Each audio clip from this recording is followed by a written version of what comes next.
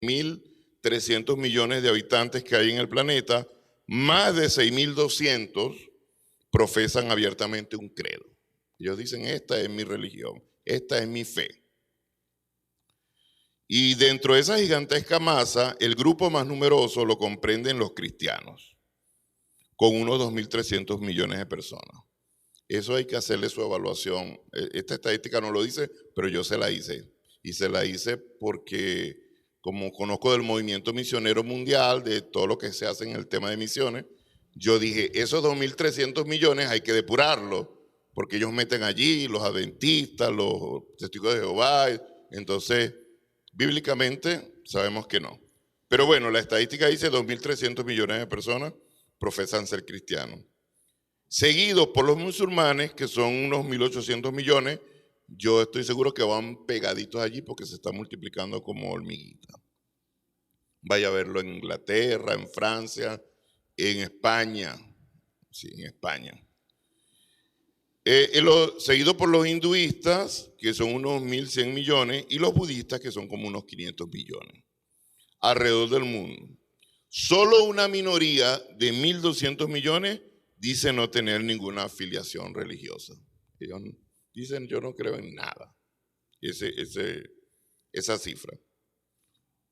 Cuando uno ve esta estadística, esto nos demuestra en esta cifra algo innegable. Lo que sí no puede evaluar cuando hace en estadística, cuando se analizan las encuestas y los instrumentos, se llama vaciado y análisis de las encuestas. Cuando uno hace eso, uno se da cuenta de que la mayoría de la humanidad participa en algún tipo de religión y busca o se refugia en alguna religión. Eso es una realidad. Y eso habla de la necesidad del ser humano de buscar lo divino, que lo hace muchas veces errado. Bueno, eso es así. O sea, quiere decir que el ser humano por naturaleza es religioso. Pero cuando nosotros abrimos la Biblia, que es para nosotros nuestra norma de fe, de conducta y la última palabra, la palabra final la tiene la palabra de Dios. Cuando nosotros abrimos la Sagrada Escritura, nosotros nos topamos de frente con una verdad que sacude nuestras estructuras. Inmediatamente, Dios no está buscando adeptos para una religión. Eso no es lo que Dios busca. Dios no está buscando personas que simplemente sigan una religión. Lo que la Biblia nos enseña a nosotros y nos muestra que es clave, no se trata solo de pertenecer a un culto, no, o abrazar algún sistema filosófico o alguna denominación, cumplir con algún código de ética, no, de eso no se trata. Es muy probable que la gran mayoría de ese 84% de la población mundial que se dice religiosa, realmente no tenga una relación viva con el Creador. Era lo que el profeta Isaías decía ya en el Antiguo Testamento, y Jesús lo recordó en los evangelios. Este pueblo de labios me honra, pero su corazón está lejos de mí. Eso lo dijo Jesús. Entonces, este asunto no se trata de tener una religión, no se trata de eso. No se trata de ser bautista, no se trata de ser pentecostal, no se trata de ser libre, metodista, no se trata de ser católico o cualquier otra confesión. No se trata de nada de eso. El verdadero diseño que Dios resume o que se resume en la Biblia es un concepto espiritual teológico que el apóstol Pablo lo repite más de 20 veces en sus postulados o en sus cartas, en sus escritos en Cristo. Coloque una concordancia en las cartas, unas 20 veces aparece. Entonces, religión humana nos ofrece, la palabra de Dios nos ofrece una posición espiritual eterna. La pregunta que hoy, en esta mañana, es ¿a qué iglesia asistimos? ¿A qué iglesia tú asistes? O sea, ¿no soy yo verdaderamente en Cristo? En el corazón, como decía mi abuela, verdaderamente yo reconozco que estoy en Cristo, porque uno dice, no, yo asisto a tal iglesia, Y uno se infla porque mi denominación, yo soy bautista, yo soy metodista, yo soy pentecostal, yo soy... No, esa no es la pregunta de esta mañana. La pregunta de esta mañana es si tú verdaderamente y yo estamos en Cristo. Y para comprender esta maravillosa realidad, ese poder y ese alcance del diseño que Dios ha preparado para aquellos que están unidos a su Hijo, yo les invito a que nos pongamos de pie y leamos juntos la palabra del Señor. Póngase de pie, abra su Biblia, ahí en Segunda a los Corintios, la segunda carta a los Corintios.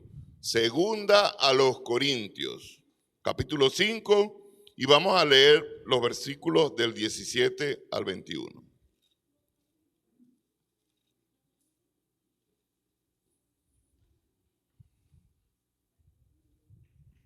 ¿Estamos allí? Aquí donde vamos a leer, hermanos, vamos a descubrir cuál es la verdadera nueva vida que Cristo diseñó para ti, que diseñó para nosotros.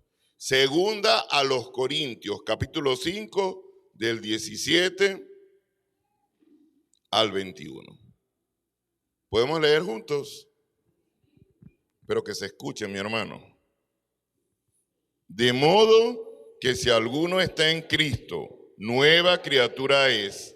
Las cosas viejas pasaron, he aquí todas son hechas nuevas.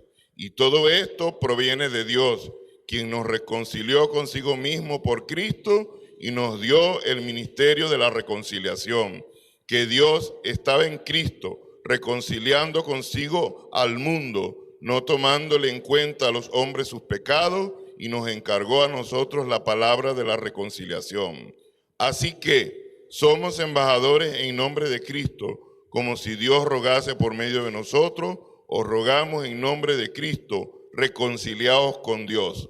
Al que no conoció pecado, por nosotros lo hizo pecado, para que nosotros fuésemos hechos justicia de Dios en él. Amén. Puede sentarse.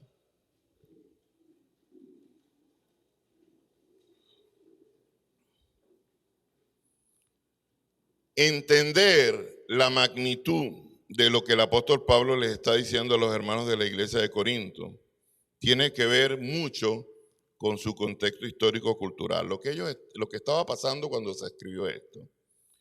Y para eso tendríamos que hacer nosotros como un viaje en el tiempo a ese momento del siglo I antes de Cristo. Corinto, aquella no era una provincia tranquila, para nada. Era el eje comercial y multicultural y marítimo más vibrante e importante del Imperio Romano. No era cualquier ciudad. O sea, esto era una ciudad, era una metrópolis famosa por su riqueza, por sus imponentes templos paganos, como el de Afrodita en lo alto del Acrocorinto. Y trágicamente, también era una ciudad conocida por su extrema degradación moral. Era una ciudad perdida, así como uno piensa ahorita Las Vegas, Holanda, esas ciudades del mundo que son así perdidas. Bueno, algo era así eso. Pero gloria a Dios, porque donde abunda el pecado, sobreabunda la gracia del Señor, ¿verdad, hermano? Así que no hay situación, ni ciudad, ni persona tan llena de pecado que si se arrepiente no pueda ser alcanzado con el Evangelio. Esa ciudad era así, hermano, extremadamente inmoral. Era una ciudad llena de libertinaje y de idolatría. Esas cosas eran comunes allí en Corinto. De hecho, existía hasta refiriéndose a la degradación moral, que decían, me voy a perder, me voy a degradar o corintizar. No había en la época a la conducta de estas, que cuando se refería por exceso. Eso es en tan deplorable nació la iglesia. Dio la gracia del Señor. Que los nuevos creyentes de la iglesia de Corinto cargaban con pasados oscuros, hermano. Venían de la prostitución ritual, de los vicios, de las estafas, de las prácticas paganas, que eran cosas que estaban arraigadas. Allá en el libro de los Hechos cuando Pablo confronta y predica el evangelio y la gente comenzó a gritar, Diana, duraron ahí un montón de tiempo eufórico. O sea que la idolatría allí era marcada. Ellos estaban allí, los cristianos batallaban porque estaban rodeados de un sistema que les decía constantemente que era imposible cambiar. O sea, el entorno de ellos, de la iglesia en Corinto, el alrededor les decía que era imposible cambiar y que el ser humano estaba condenado a ser esclavo de su ambiente, de su entorno. Cosa que nosotros por la Escritura sabemos que no es así. Aún en el Antiguo Testamento tenemos el testimonio de Daniel, que estaba allí en Babilonia y se mantuvo y no se contaminó. Quiere decir que nosotros como cristianos podemos estar en cualquier ambiente, por trabajo, por cualquier circunstancia, pero si nosotros somos verdaderos cristianos, determinamos, hermano. Yo estoy haciendo una certificación los días viernes en la tarde y cuando llego al grupo a estudiar, una certificación profesional, y yo veo el ambiente y cuando comienzo que están hablando, comienzo a escuchar, yo inmediatamente veo cuál es la composición de ellos. Y cuando me tocó identificarme a mí, yo dije, mi nombre es Ezequiel, soy casado, tengo una hija, tengo un nieto, soy pastor evangélico y soy pro vida. Los ojos de ahí pelaron toditos allí. Ya yo me identifiqué. ¿Qué hice yo en ese momento allí? Yo marqué la pauta y me identifiqué como cristiano. Alguien me dijo por allá, pero con el respeto, siempre con el respeto. Yo, claro, le dije yo, debe haber respeto, pero esta es mi convicción de fe. Ya yo sé. Ya a mí me tratan con respeto, están con cuidado allí.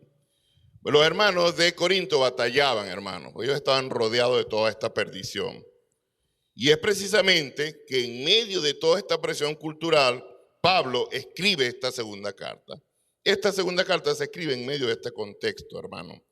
Y el apóstol Pablo, él no estaba hablando de un simple laboratorio teológico y conocimiento, que sí lo tenía porque él era un doctor de la ley. No estaba hablando de ideas filosóficas.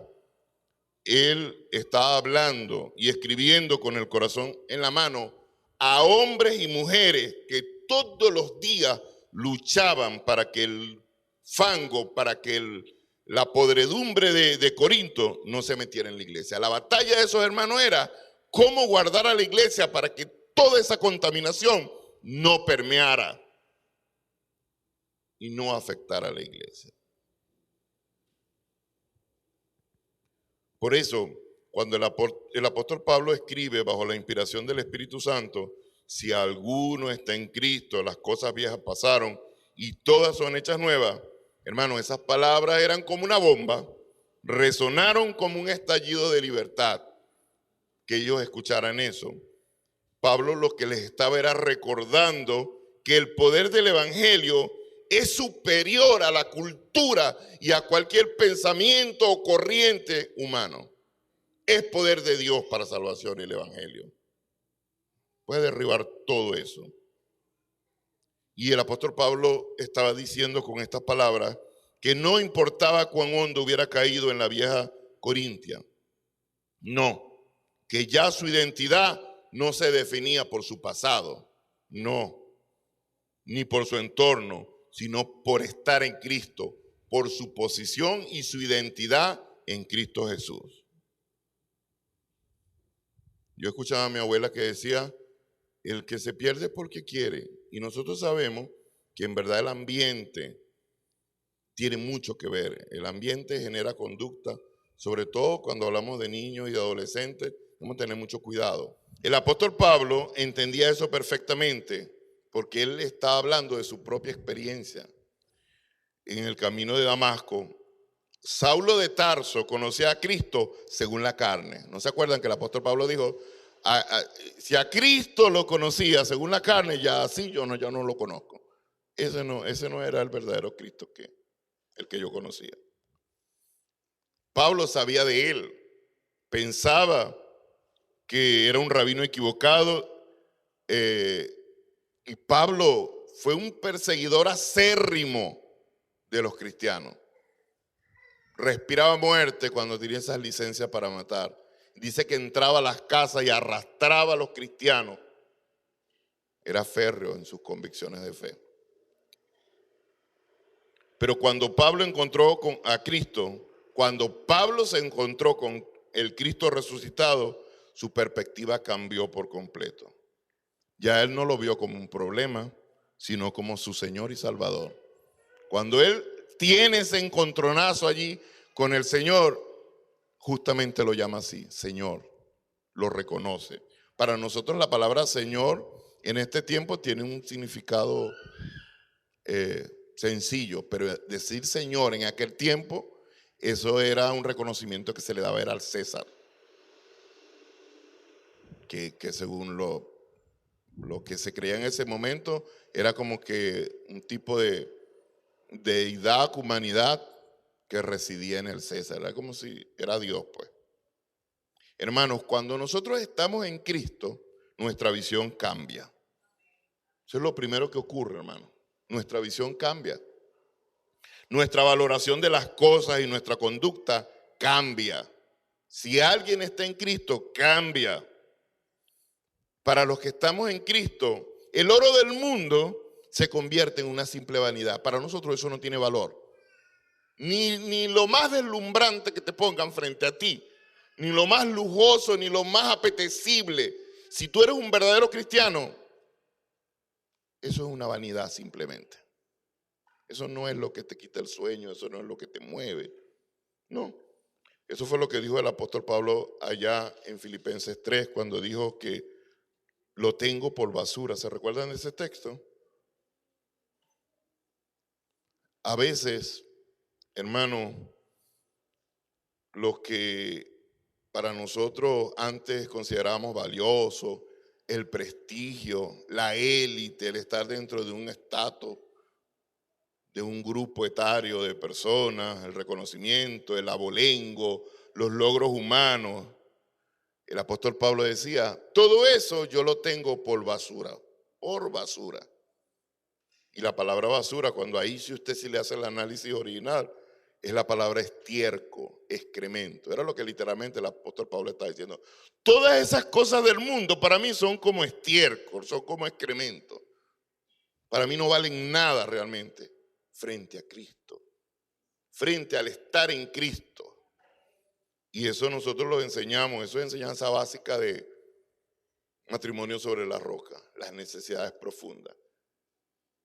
Tiene usted que experimentarlo para dar la razón a este principio y decir, logre todas esas cosas y luego no tenga Cristo para que usted diga, todavía sigo vacío.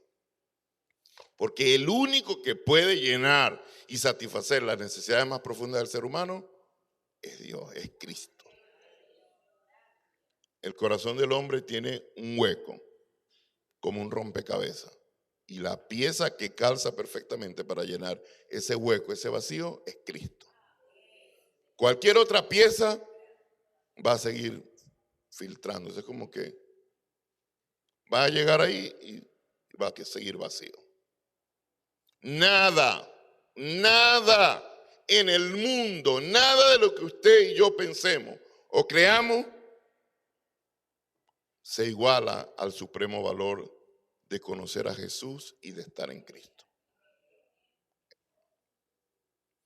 A eso la Biblia lo llama en el Evangelio de Juan capítulo 3, nacer de nuevo. En Tito 3 se llama regeneración. En Primera de Pedro 1 lo llama ser renacido. Hermano, es un simple cambio cosmético o externo. Esto no es una misión cambio, así digo yo cuando voy a limpiar. Hoy tengo miedo. Lo que fue misión cambio de rostro. Eso no fue una regeneración, una transformación. Evaluando, diciendo si alguien no es o no es cristiano. Pero el fruto, mucho cuidado, pues no podemos ser ligeros. Oye, pero es que pasa que el fruto que genera esta persona, este hermano en su conducta, hoy está lejos de lo que deben ser las convicciones cristianas. Hay que revisar. Eso es lo que hicimos nosotros cuando Dios comenzó a restaurar esta iglesia. Tuvimos que hacer la confirmación de la fe. de los creyentes. Tuvimos que ir para confirmar la fe de los creyentes, porque teníamos muchísimos casos de creyentes que ellos se decían cristianos, lo aseguraban, pero cuando usted revisaba su conducta, su vida, habían prácticas y cosas que, oye, no, es un cristiano, no se queda allí. Entonces, hermano, no es un simple cambio cosmético, no es un simple cambio externo, es una transformación de adentro hacia afuera. Eso es lo que ocurre cuando alguien se convierte. El profeta Ezequiel lo describió como recibir un corazón y un espíritu nuevo. Decía el texto allá en el Antiguo Testamento: les quitaré el corazón de piedra y les pondré un corazón de carne. Es un trabajo de alta cirugía espiritual que solamente lo puede hacer Dios. Lo que antes amábamos, el pecado, ahora lo rechazamos. Ahora lo rechazamos. Y Cristo se convierte en el centro y en el amor de nuestras vidas. Nuestra relación con la esposa, con los hijos, con el prójimo, también se transforma.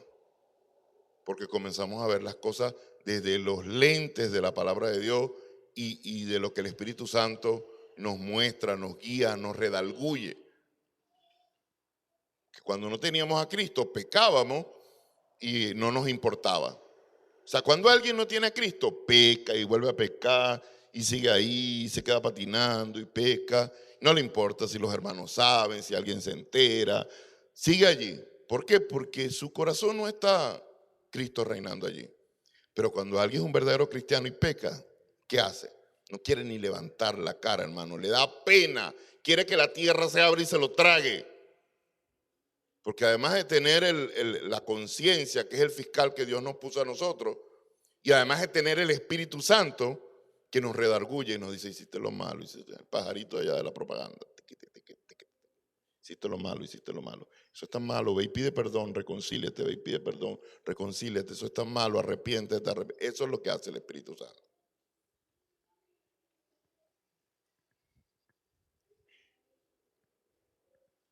Cuando una persona es convertida porque ha creído en Jesucristo, ella misma terminará reflexionando: yo ya no soy la misma persona, yo soy otra persona. Yo no soy el mismo. Mi vida, como todo lo que hace Jesús, partió la historia en dos: antes de Cristo, después de Cristo. Bueno, Ezequiel antes de Cristo, Ezequiel después de Cristo. Cada uno de ustedes póngale su nombre y usted va a decir: oye, miren, así. Y usted hace el punto y aparte. Eso es lo que hace Jesús, mis hermanos. No es que ya seamos perfectos, no estamos hablando de eso, o que ya no pequemos. La diferencia está en que antes vivíamos cómodos en el pecado, pero ahora Cristo, por medio de su Espíritu Santo, nos ha metido en una lucha, en un conflicto, en una lucha contra la carne, porque está su Espíritu Santo. La misma palabra de Dios dice que esa es una batalla que hay allí entre la carne y el Espíritu. Y va a ganar el que usted alimente. Si usted alimenta la carne, ¿quién va a ganar? La carne. Pero si usted alimenta el Espíritu, ¿quién va a ganar? El Espíritu. Entonces,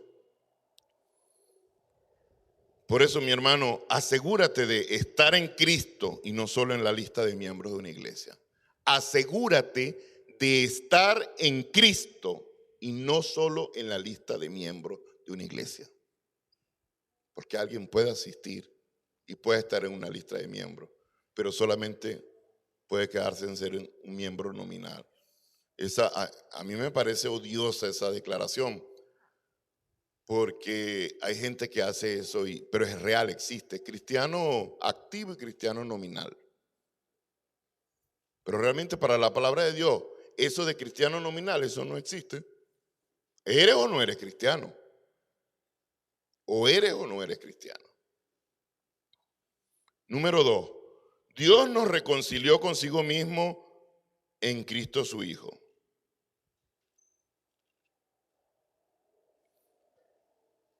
Y todo esto proviene de Dios, quien nos reconcilió. Estoy leyendo en el versículo 18. Y todo esto proviene de Dios, quien nos reconcilió consigo mismo por Cristo y nos dio el ministerio de la reconciliación. Que Dios estaba en Cristo reconciliando consigo al mundo, no tomándole en cuenta a los hombres sus pecados, y nos encargó a nosotros la palabra de la reconciliación. Así que no, somos embajadores en nombre de Cristo, como si Dios rogase por medio de nosotros. Os rogamos en nombre de Cristo, reconciliados con Dios. El pasaje, esta idea, continúa en los versículos 18 y 19 diciendo que todo esto proviene de Dios. ¿Por qué? Porque dice allí, quien nos reconcilió consigo mismo por Cristo y nos dio el ministerio de la reconciliación. Todos entendemos lo que es la palabra reconciliación. ¿Qué es?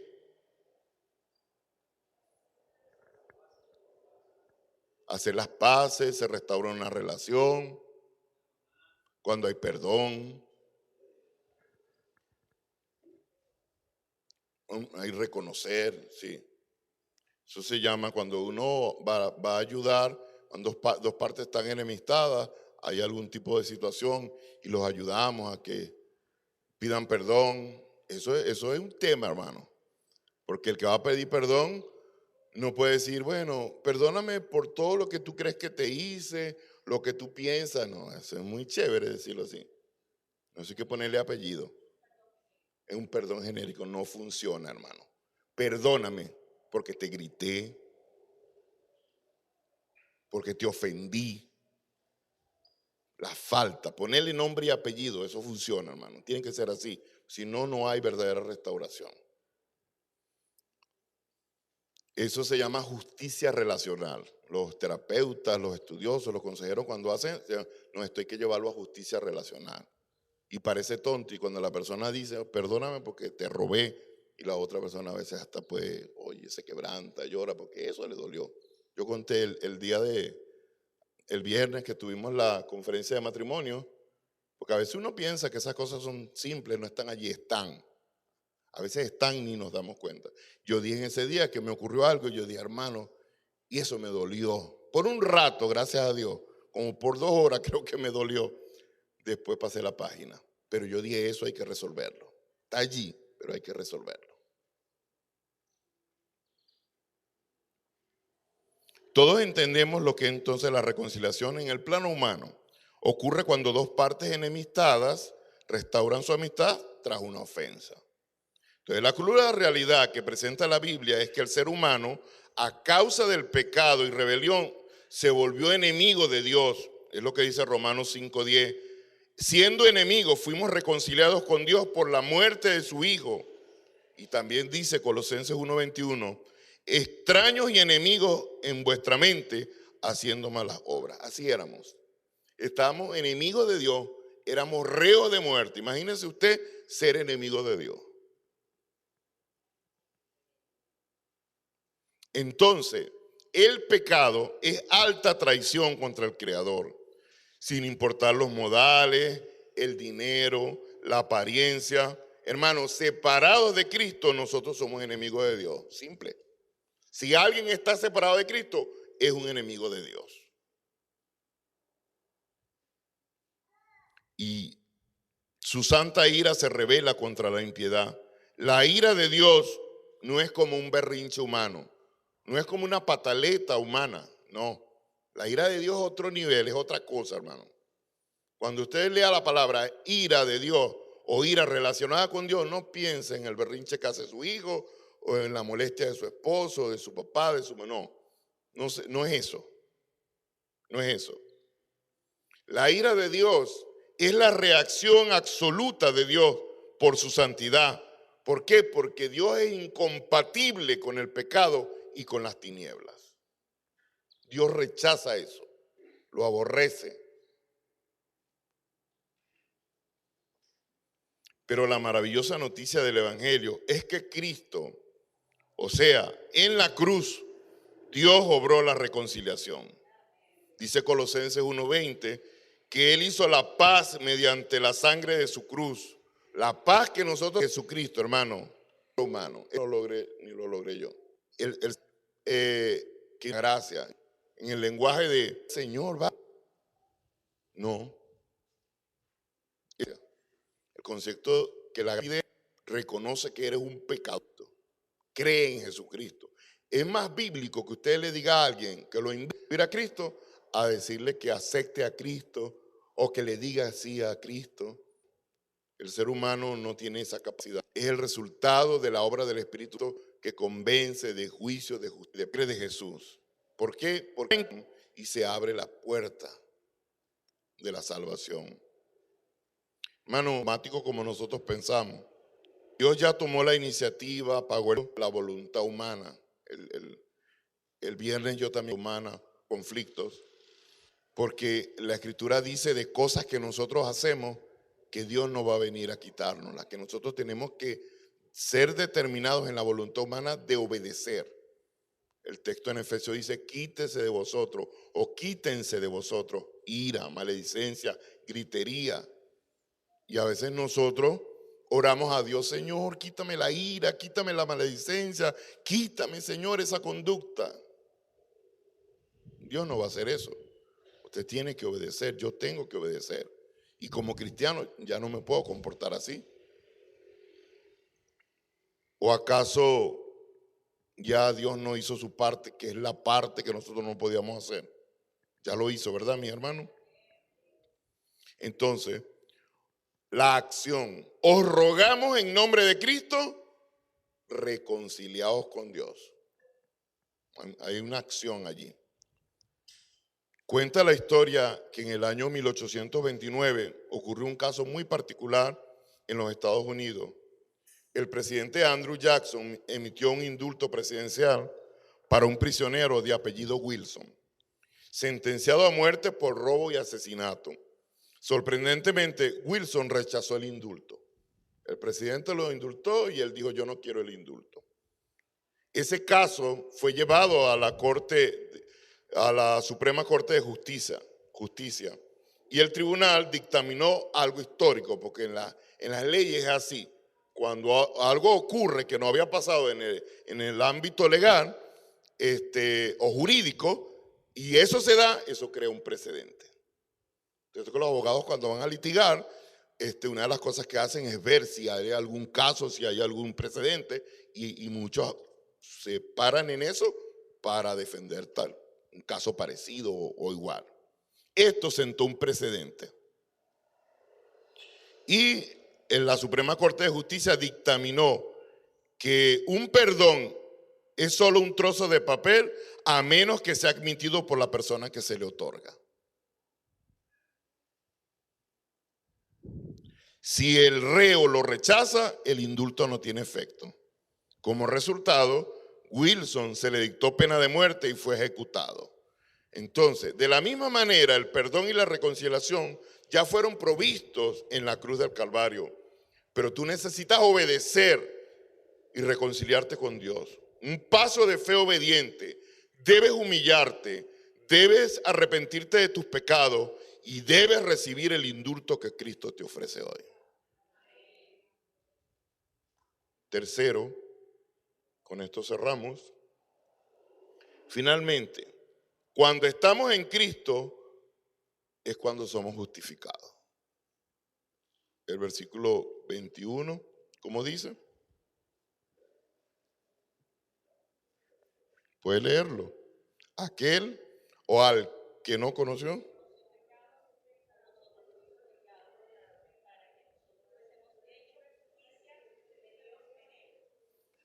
El apóstol Pablo cierra este capítulo con uno de los versículos más profundos e importantes de todo el Nuevo Testamento. Al que no conoció pecado por nosotros, lo hizo pecado para que nosotros fuésemos hechos justicia de Dios en él. Lo que las Escrituras afirman de manera unánime es la total pureza de Jesús, el Cordero de Dios que quita el pecado del mundo. Hebreos 4 dice que él fue tentado en todo, pero sin pecado. Fue santo, es santo, inocente y perfecto. Nadie pudo convencerlo a Jesús de pecado porque Él es el Dios encarnado. Cuando estuvo con nosotros totalmente, o en esta tierra totalmente Dios, totalmente hombre. Y aquí aparece lo más grandioso, lo glorioso, lo majestuoso. A ese justo perfecto, Dios lo hizo pecado por nosotros. Esto se llama la obra sustitutiva. Cristo tomó nuestro lugar. Los que debíamos estar clavados en esa cruz éramos nosotros, no el Señor.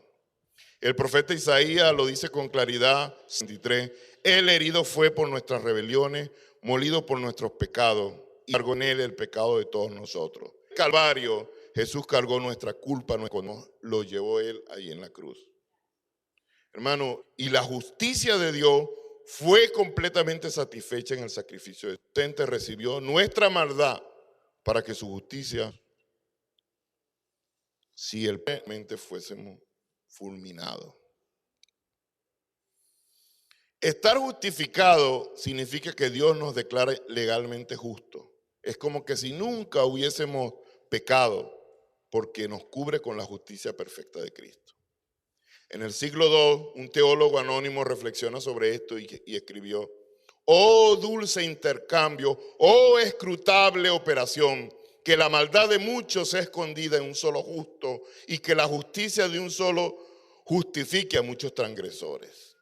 El mismo reformador Martín Lutero decía: aprende a cantarle a Cristo y a decirle: Señor Jesús, tú eres mi justicia y yo soy tu pecado. Tú tomaste lo que era mío y me diste lo que era tuyo. Esto es llamado el glorioso intercambio de la gracia. No se gana por religión, ni por ritos, ni por méritos propios. Se recibe únicamente por gracia, por la fe y estar en Cristo. Hoy hemos aprendido, mis hermanos, que la vida en Cristo, o la vida que Cristo diseñó para nosotros, va mucho más allá de una etiqueta denominacional o de un barniz religioso. Hemos aprendido a la luz de la palabra de Dios, en primer lugar, que cuando estamos en Cristo somos transformados en una nueva creación de adentro hacia afuera. Si alguien está en Cristo, esta persona ha sido transformada. Hay un cambio. Segundo, somos reconciliados con Dios derribando la pared de enemistad gracias a la sangre vertida en la cruz. Y en tercer lugar, somos completamente justificados, beneficiándonos de ese bendito e inmerecido intercambio donde Cristo tomó nuestro pecado y nos viste con su justicia. A través del sacrificio de Jesús, Dios no solo borra nuestro pasado, sino que nos recrea por completo, nos ha hecho una nueva creación, nos ha reconciliado consigo mismo y nos ha comisionado como embajadores suyos. Nos ha dado el ministerio de la reconciliación para ir y predicarles a otros el santo evangelio de que hay perdón de pecados que pueden ser salvos en Cristo. Amado hermano, amigo que nos visitas, te quiero hacer una pregunta directa, pero que vaya allí a tu alma, en la intimidad de tu corazón, para que tú lo pienses allí dentro. ¿Estás verdaderamente en Cristo? De todo corazón. ¿Tú estás verdaderamente en Cristo? Si tu respuesta es no, o si has pasado años confiando solo en una religión o en el nombre de una iglesia o una denominación, te digo que estás en una condición de peligro. Estás en una condición de peligro. Y te animo a que no salgas de este lugar sin asegurarte de que tu vida verdaderamente le pertenece a Él y que estás en Cristo, que eres una nueva creación. Señor, te damos las gracias, Padre bueno. Gracias por tu bendita palabra, que es perfecta, que es viva, que es eficaz. Gracias porque por medio de ella nos instruye, nos enseña, Señor. Gracias porque por medio de tu sacrificio perfecto, Señor, has borrado nuestro pasado. Las cosas viejas pasaron, dice el texto, y aquí todas son hechas nuevas. Somos una nueva creación. Nos has recreado por completo, Señor. Nos has reconciliado contigo y nos has confiado la misión de ser embajadores de tu gracia en este mundo perdido. Ayúdanos, Señor, a comprender la profundidad, principio. Tenemos una nueva. Ayúdanos a entrar la paz y la seguridad. Ha sido perdonado y que tenemos una nueva identidad y un valor que nos das tú mismo, Señor. A asumir con responsabilidad y pasión tu evangelio donde quiera que nos, Señor. Ayúdanos, Señor, a actuar como representantes en nuestro día a día, Señor. Te lo pedimos en el nombre de Jesús. Amén y amén. Dios les bendiga, mis hermanos.